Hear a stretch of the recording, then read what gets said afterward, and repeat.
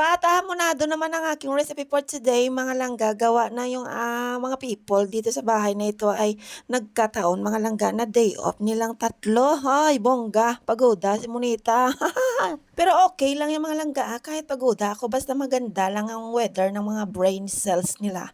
Hindi lagi nag-aaway, mga langga. Ay, madali lang ipahinga yung katawang lupa na napapagod, mga langga. Pero pag utak mo talaga na-stress dahil ang paligid lagi nag-aaway. Bongga ka, pati ikaw naman tutupakin din talaga.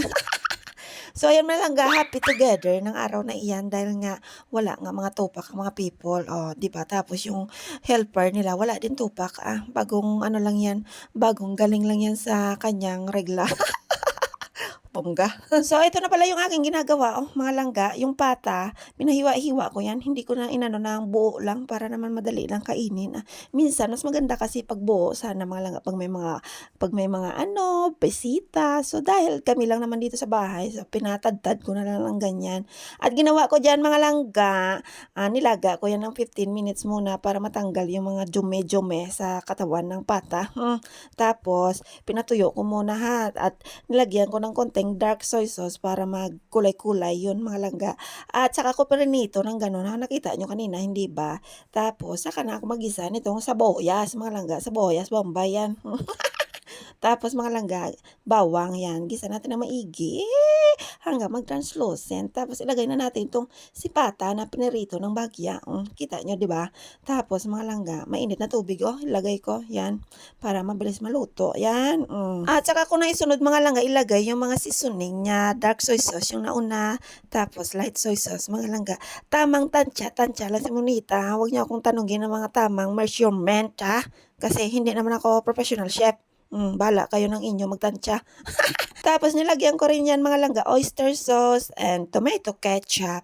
So, hindi ako maglalagay ng sugar, dahil dito naman gagaling sa tomato ketchup yung aking konting tamis. Tapos mamaya, mga langga, mayroon pa ako isang sangkap na nakalimutan. So, later na yun, So, naglagay muna ako ng dahon ng laurel, pamintang buo at star anise, mga langga. So, alam niyo ba yun, yung star anise? Kung hindi, bahala kayo sa buhay niyo.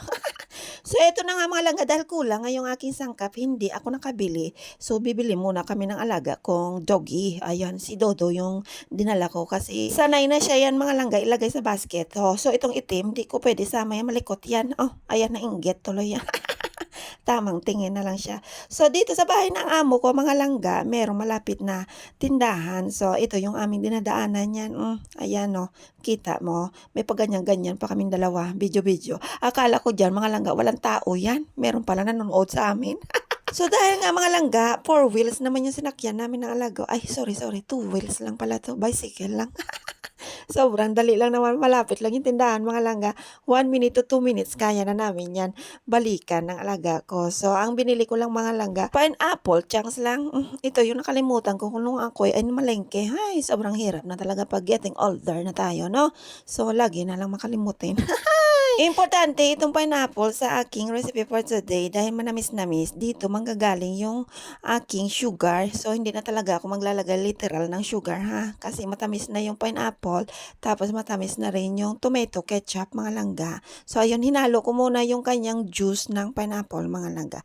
At syempre, this time, trip ko talaga siyang lagyan ng carrots, mga langga, para may something kakaiba naman ang kulay sa aking pork pata hamonado, mga langga. Pwede itong panghanda sa kahit na ano mang okasyon, mga langga, lalo na itong darating na Christmas at New Year. Ay, bongga talaga ang inyong lamesa, mga langga. So, hinalo ko na yung carrots at yung pineapple chunks ko, mga langga. So, ito yung magbibigay ng tamis sa aking pork pata hamonado. At kapag ganitong dish yung ni-request ni Cordapia sa akin, mga langga, ang partner nito ay hindi kanin, kundi itong parang siopaw, mga langga. Wala yung palaman, So, ito kasi yung dinidip nila sa sauce na pata hamonado, mga langga. Or di kaya same lang din ito sila ng procedure ng paggaluto ng patatim. So, ito rin yung partner niya. So, nasa 2 hours ko din yata ito niluto, mga langga. At eto na siya after ng mga 2 hours or mahigit lang ng konti, mga langga. Kaya naman, mga langga, unang tikim ay of course kay Inday Monita yan, para naman malaman natin kung okay na talaga yan. At of course, ready to serve na yung aking pork pata hamonado. Feeling successful talaga yung aking recipe for today. Ang presko ng utak ni Indemoneta 'no, kasi wala yang topak din. Ang ganda talaga ng weather ngayon dito sa bahay mga langga. Feeling fresh ang lahat ng utak kasi wala din tupak ang yaya, ang ano, katulong. So ito mga langga, nagdagdag pala ako ng ginisang gulay na Baguio pechay. So ito din yung trip talaga ni Cordapia. Siya din ang naghiwa-hiwa niya kanina. At ready to serve na yung aming pagkain for today. Ayan na yung siopaw do.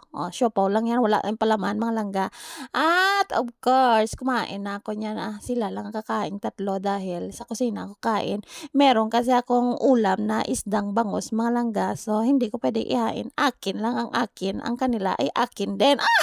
So, paano mga langga, nagustuhan niyo ba yung aking inihain sa araw na ito? Paano? Magluto na lang kayo ng inyo ha. Have a good day and bye-bye!